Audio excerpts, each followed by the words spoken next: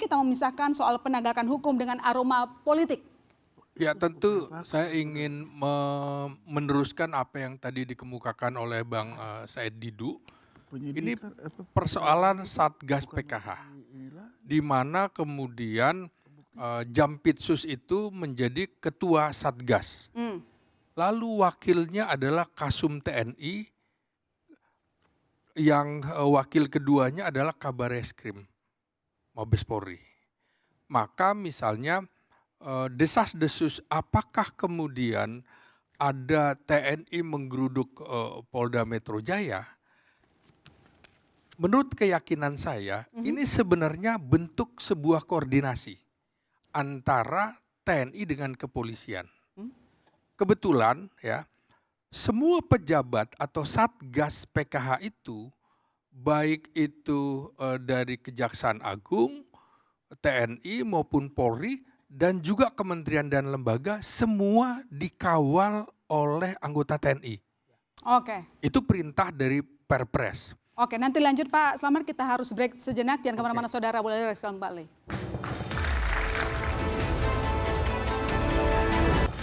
Ya, silakan disambung Pak Slamet, bagaimana kita memisahkan masalah hukum dengan aroma politik dalam kasus ini? Ya, saya lanjutkan. Jadi begini, tentu ketika TNI menjaga rumah pejabat, artinya memang ada kaitannya dengan tugas. Kaitannya dengan tugas. Tinggal kemudian nanti dibuktikan. Kalau memang kemudian si pejabat itu tersangkut perkara, maka itu bisa ditarik. Nah, dalam kasus ini kan kemudian akhirnya ditarik juga penjagaan oleh TNI di rumah Jampitsus. Lalu kembali tadi ke soal aparat TNI ke Polda Metro Jaya. Nah, ketika nama yang muncul adalah Direktur C Bais TNI, Brigjen Wahyu Yuniartoto, ternyata berkoordinasi dengan rekan sejawatnya sesama mantan ajudan Presiden Prabowo Subianto, yaitu Brigjen Polisi Ari Sonta Nasution. Ini tentu menanyakan soal apakah kemudian ada kaitannya dengan PKH itu tadi. Karena PKH itu setiap pejabat, baik itu TNI, Polri, Kejaksaan maupun dari kementerian dan lembaga itu memang dijaga. Sesuatu yang menurut saya nggak aneh. Karena itu tadi kan ancaman pembunuhan terhadap Jampitsus beserta istri dan anaknya itu mengemuka sejak setahun yang lalu. Kalau itu tidak dijaga oleh TNI misalnya, nanti TNI juga kira-kira disalahkan.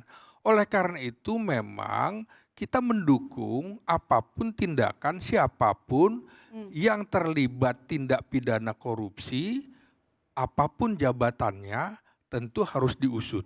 Nah, ini kan juga menarik kalau kita lihat ya, problem-problem yang misalnya polisi yang kontroversi tiba-tiba dimasukkan di dalam BGN. Brigjen Polisi lalu Muhammad Iwan itu yang kemudian juga jadi tersangka, yang sebelumnya adalah Irjen Polisi Sony Sonjaya. Nah, Brigjen lalu ini kalau saya mengamati peristiwa 7 tahun yang lalu 2019 di Cilacap, ini kan polisi yang kontroversi menuduh keluarga Direktur Peralatan Angkatan Darat Brigjen Subagio itu mengambil HP. Kan akhirnya dibuktikan tidak, sehingga dia sampai diproses. Nah, orang-orang bermasalah ini kemudian juga kok bisa ya ditempatkan di BGN, akhirnya betul-betul kan persoalannya adalah dia orang-orang gak bagus kok disorongkan ke jabatan-jabatan non kepolisian, akhirnya juga bermasalah. Nah, selain itu yang menarik adalah ini masih ada kaitannya juga tadi seperti MBG kan. MBG itu salah satu SPPG terbesar kan juga dari kepolisian. Ini beredar di Jawa Tengah untuk tidak menerima aparat Kejaksaan Agung untuk memeriksa SPPG milik kepolisian. Nah, ini juga ada kaitan semuanya dengan niat Presiden Prabowo Subianto untuk memberantas tindak pidana korupsi, baik itu MBG, Koperasi Desa Merah Putih, dan juga soal PKH. Oke, baik, Jadi saya ini sambung menyambung dan memang tidak murni hukum, ada persoalan politik Oke, dan juga tidak murni dugaan hukum, ada persoalan rivalitas politik. antar Ya, lembaga Pak begitu. Sulaiman, kita Ya. kan sudah beberapa kali melihat dulu ada cicak versus buaya, krokodil versus krokodil. Ini bagaimana kita membedakan ketika itu kasus hukum dengan rivalitas institusi? Ya standar yang dipakai tentunya kita harus lihat aturan yang ada. Jadi kalau aturan itu dilanggar sudah pasti itu bisa terjadi lagi. Jadi memang betul seperti ini. Kenapa? Nah sekarang terbaca kenapa TNI di sana tidak ada tersangka, tiba-tiba ada penggeledahan. TNI tugasnya menjaga si kejaksaan. Bacaannya TNI kalau masuk ke rumah situ seperti dikatakan Pak Groseno tadi ada persyaratan untuk penggeledahan seperti itu. Kalau itu tidak terpenuhi, terbacanya kan perampokan. Lah kalau perampokan di TNI jarang situ tidak salah. Karena ini rumah jaksa ada yang rampok. Kenapa rampok? Ya karena penggeledahan yang tidak memenuhi persyaratan. Tapi nggak terlalu berbahaya Pak. Ini kan kalau dulu kan buaya versus cicak. Kalau sekarang ada 2 PH. Ya begitu. justru itu. Satu alat negara di situ. Lah makanya itu untuk menghindari itu hanya satu-satunya jalan. Penuhi aturan itu. Kan tinggal dibaca, Pak Groseno aja sudah pensiun bisa baca, apalagi yang ada sekarang. Lengkap lagi bacaannya, padahal sudah pakai kacamata tuh coba. Yang sekarang harusnya lebih jelas dah. Apa persyaratan? Penuhi. Apalagi ini harusnya disadari. Yang lalu sudah ada Pak Febri ketika ditangkap ada intelijennya tentara.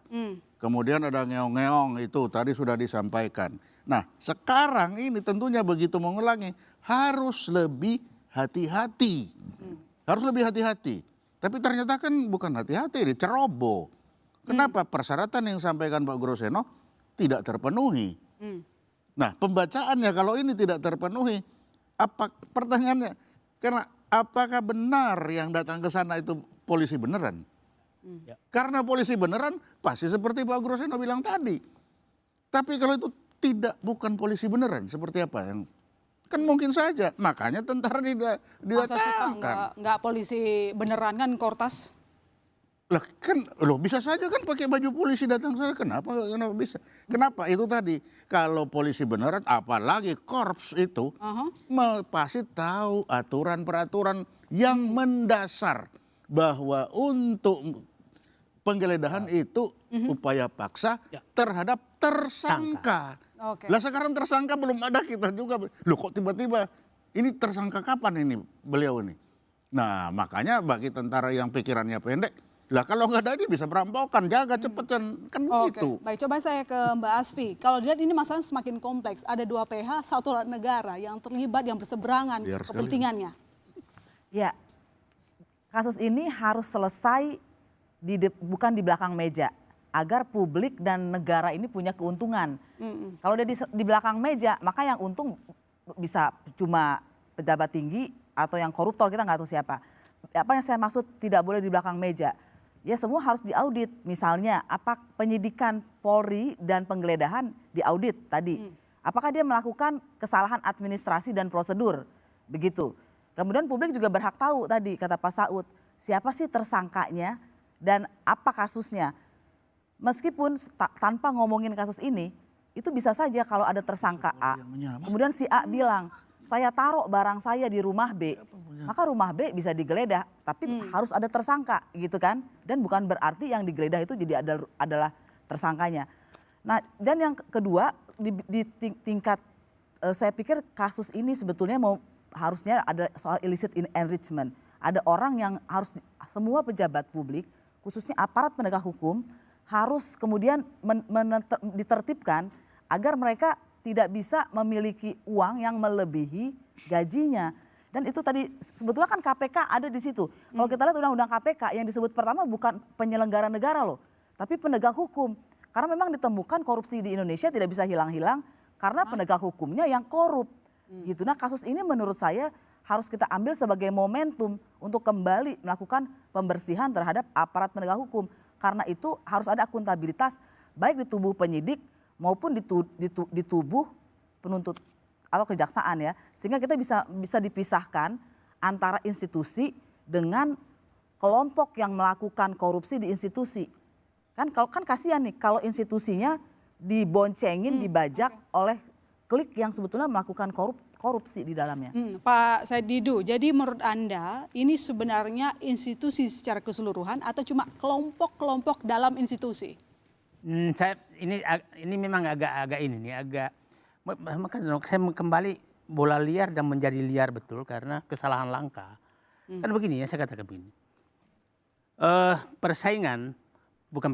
Ketegangan antara polisi dan Pak Febri orang sudah pada tahu. Sudah berkali-kali terjadi.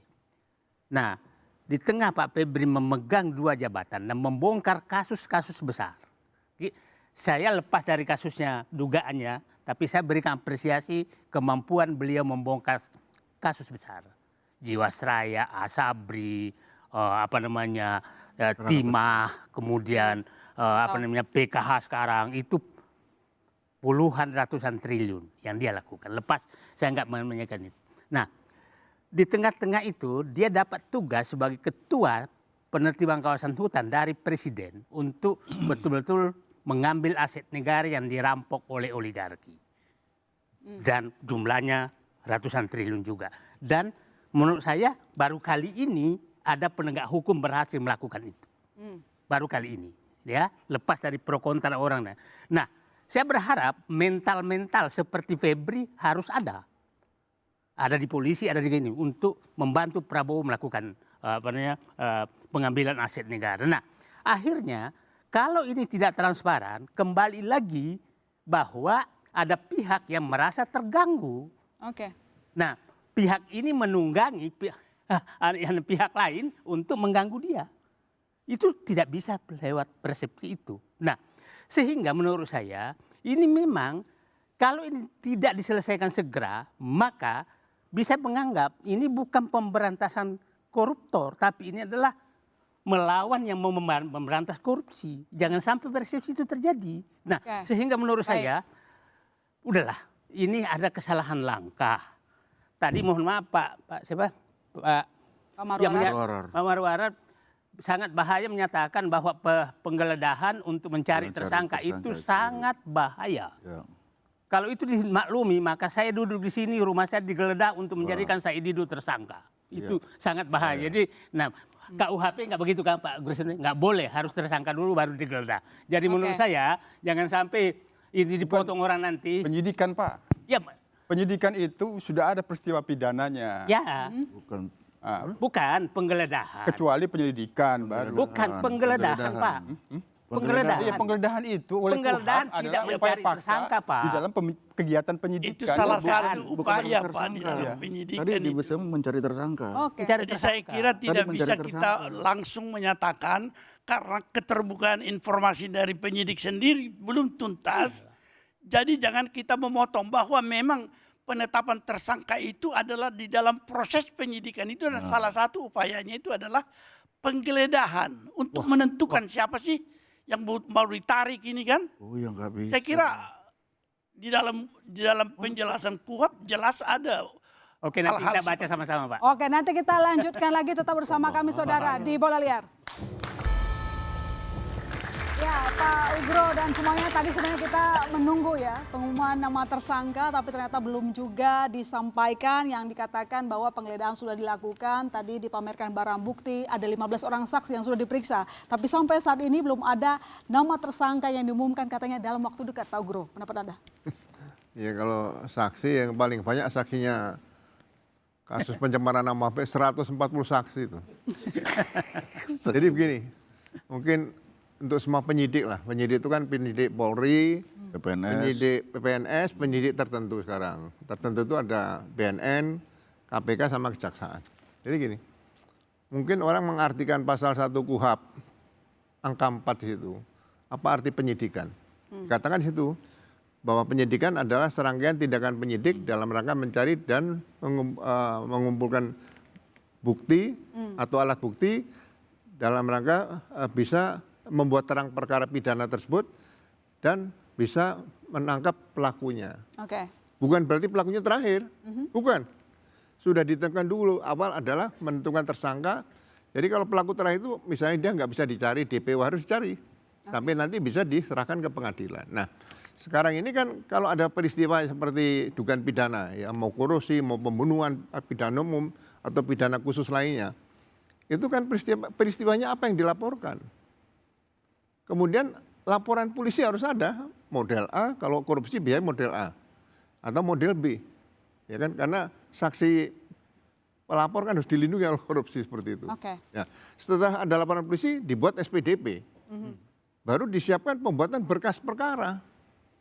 Nah, berkas perkara kalau tersangkanya tidak ada, yang jelas berdasarkan 2 alat bukti sudah ditentukan nama tersangkanya sudah ada. Oke, harusnya Ya kan? seperti itu. Iya, nah ini proses selanjutnya.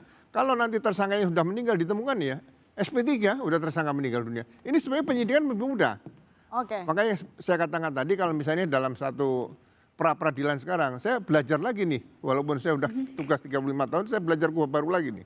Baik. Ya, kalau namanya penyitaan barang atau benda yang tidak ada kaitan dengan tindak pidananya, tindak pidana harus ditentukan nih. Oke, baik Itu Pak Bro. dapat dibuat pra-peradilan, seperti itu. Oke, jadi Pak Yusuf kira-kira kenapa belum juga diumumkan nama tersangkanya? Lebih dari 24 jam belum juga, singkat saja. Yang disampaikan tadi itu kan terkait dengan penggeledahan. Iya. Cuman sayangnya tidak menyampaikan apakah penggeledahan itu dengan izin pengadilan atau tidak. Penggeledahan menurut pasal 113 KUHP itu dimohonkan izin harus 2 hal yang disampaikan oleh penyidik. Pertama, lokasi. Oke. Yang kedua, ada dasar atau fakta yang dipercaya bahwa lokasi itu terkait dengan tindak pidana. Hanya Oke. 2 yang harus. Hanya 2 yang Hanya harus. 2 yang harus. Oke, baik. Kalau dari Pak Saud, kira-kira kenapa belum juga diumumkan nama tersangka? Sudah lebih dari 24 jam, kita belum tahu siapa yang tengah dibidik. Apa yang harus dilakukan oleh polisi? Ya memang nanti perdebatannya itu kan kenapa undang-undang kita kan selalu pakai di depan itu barang siapa kan. Barang siapanya kan nggak jelas nih kan. Jadi maksudnya gini loh, memang nggak ada yang dilanggar. Kalau nggak ya jelas mereka melanggar dong. Kalau memang melanggar, ini tidak ada yang dilanggar. Cuman jadi penanganan penindakan ini risikonya menjadi lebih tinggi dan tidak prudent. Dan ini sangat berpotensi untuk kemudian dimitigasi sampai nanti kemudian orang ini bisa jadi jaksa agung loh ini. Ya, padahal udah kayak gitu kelakuannya. Karena kita nggak bisa buktikan gitu. Kemudian dimitigasi dengan sebutan dari awal itu barang di rumah gua tapi bukan barang gue. Gitu. Ya. Kan gitu kan? Nah, itu yang saya bilang itu berisiko. Bisa terjadi pada Itu siapa sebabnya saja. kalau dulu sebelum undang-undang KPK ini diganti, kita pastikan dulu siapanya, baru kemudian kita geledah. Ya karena Itu kewenangan beda. penyidikan masih kuat, Bang. Ya, jadi maksud Kewenangan saya penyidikan bisa menyadap. kita tanpa bicara izin itu risiko, masih kuat, kita bicara risiko, risikonya sangat besar. nggak bisa dibandingkan. Karena bagaimanapun, ketika kita bicara penyidikan, Anda harus setransparan-transparannya. Ya. Penyelidikan memang Anda harus tertutup Tertutup. setutupnya. Ya, Mungkin betul. 3 tahun, mungkin berapa bulan, ini sampai ketahuan ada di lemari kayak begitu. Anda sebenarnya udah memastikan uang itu dia yang punya. Ya. Itu harusnya udah begitu, cuman ini kan jadi enggak gitu loh. Ya ini kan akhirnya dasolen dasainnya gitu loh. Yang tertulis dengan yang tidak tertulis. Oke. Itu penegakan hukum seperti itu. Orang lain ketawa. Di dunia lain nggak ada. Kamu geledak, kamu belum tentukan orangnya. Nggak ada begitu. Itu berisiko tinggi. Kan kita udah sebutkan tadi. Ada orang digeledah rumahnya sekarang jadi pimpinan partai. Presiden sebelumnya yang punya partai itu. Ya, jadi maksud saya resiko ini loh Pak. Ya yang akhirnya dunia internasional bilang, kok begini ya cara memberantas korupsi? Jadi Anda memberantas korupsi tidak prudent, tidak transparan, tidak akuntabel, dan ini syarat dengan konflik kepentingan. Saya mengatakan gini, memang ini polisi harus ditangkapin oleh jaksa, jaksa harus ditangkapin oleh polisi harus nangkapin KPK, KPK harus nangkapin polisi, KPK harus nangkapin jaksa. Itu yang benar tuh begitu. Tentara jadi bahas. Ya check and balance. Ya jangan kita jadi takut dengan bertindak itu. Tapi ketika itu mau dilakukan tidak prudent, ya perang bintang, perang bulan gitu loh. Iya kan? Gitu. Jadi ini yang maksud saya jangan ragu untuk menentukan kalau memang Anda 2 bukti, cuman cari 2 bukti. Minimal. Susah. Minimal. Kenapa mesti ragu? Enggak untuk memulainya penyidikan loh. Ya. Untuk mulai penyidikan itu kan sebenarnya Oke. udah pasti 5 ada ketemu, cuman ya kita 2 dulu aja deh kan gitu kira. Jadi maksud saya, Yona, apa yang kita bisa lihat di belakangan ini itulah sebenarnya saya bilang please Pak Presiden, bikin perpu, kembalikan undang-undang KPK. Ini akan lebih bisa diminimize. Oke, baik. Supervisinya jadi jalan. Baik. Ya kemudian teman-teman di Kompolnas nggak Oke, terlalu baik. sulit kan Baik. untuk supervisi Kita kasih kan, waktu yang lain, gitu. Pak Saud. Jadi Pak Said Didu, jadi menurut Anda tadi kan kita dengarkan Kabid Humas bilang bahwa ini menjadi atensi Presiden dan diduga ataupun mereka yakin akan ada tindak pidananya. Saya pikir tadi itu apa ya, kaset kusut, daur ulang, penjelasan sebenarnya sama. Oke. Tidak ada kemajuan apapun, Oke. kecuali menunjukkan foto barang yang disita. Yang menarik itu dari money changer uang dagangnya orang diangkut semua. Itu kan uang dagangnya Bisa money jadi. changer, iya kan?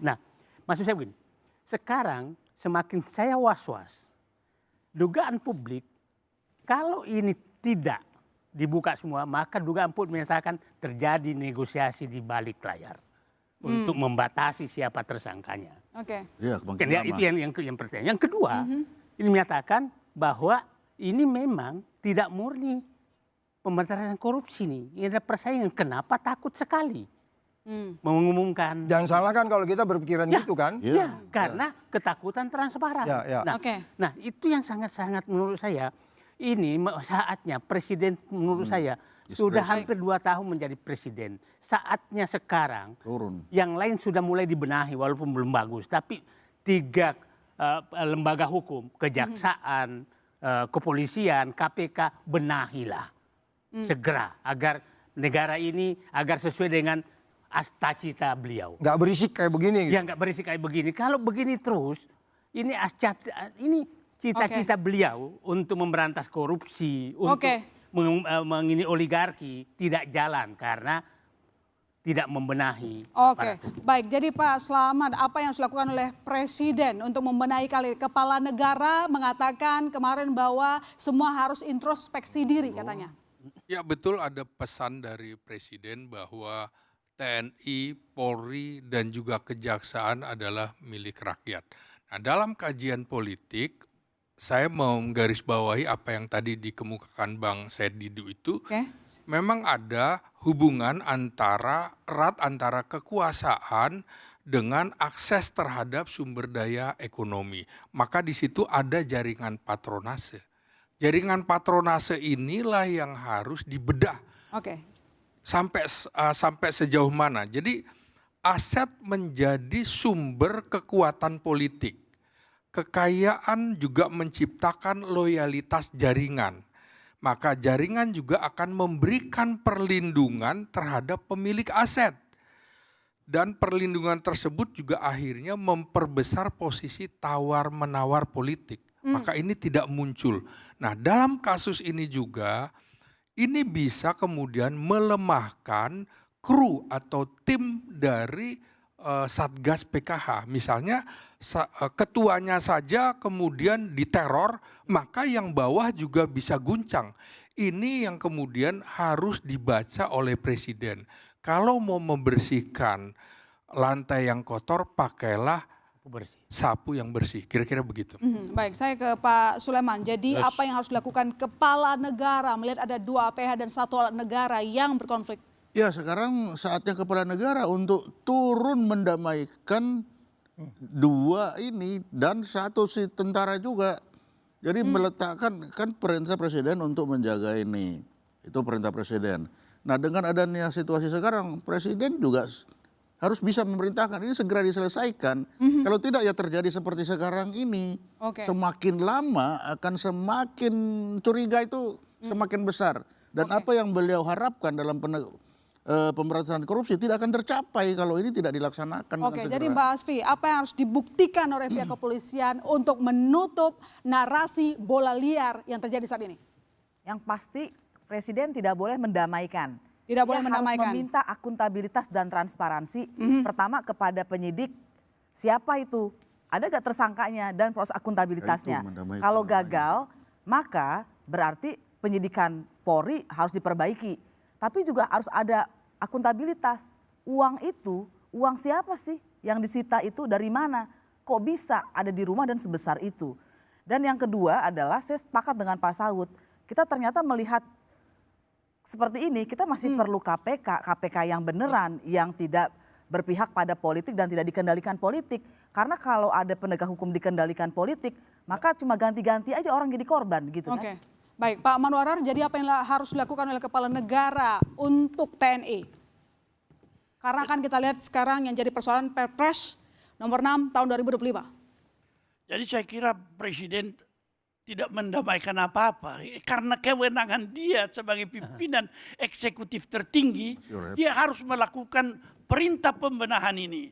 Salah satu yang harus diingat bahwa pembenahan yang harus dilakukan sebenarnya di dalam suatu proses pidana harus mengikuti pola yang disebutkan integrated criminal justice system. Seharusnya kalau saya melihat Presiden harus memerintahkan polisi lah sebagai penyidik, kejaksaan jangan ada penyidik lagi, dia penuntut umum. Sehingga arus daripada perkara jalannya sampai ke pengadilan adalah melalui penyidik kepada penuntut kepada pengadilan. Itu salah satu yang harus dilakukan. Yang kedua tadi setuju saya dengan Pak Situborang.